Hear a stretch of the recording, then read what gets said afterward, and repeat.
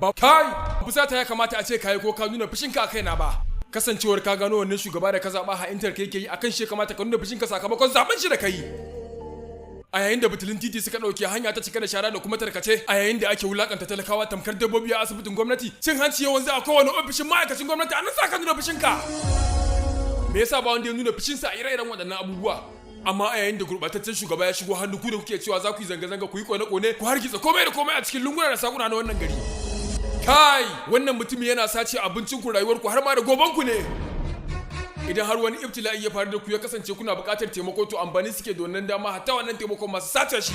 tabbas yalla bai haka yake dalakan gari iri na fuskantar matsaloli daban-daban yake saboda wannan rashawar a wannan kasar shi ma talakan ba salihin bawa bane dan uwa shine ma hanya mafi gurbata a wannan fanni rashawar da ke tattare da kuri'a ita ce ke bawa shugabanni wannan ikon a yayin da suka zo suka raba muku wasu yan tsirarin abubuwan amfanin yau da kullum din da ba za su wuce sati guda ba kawai zaben su kuke yi ba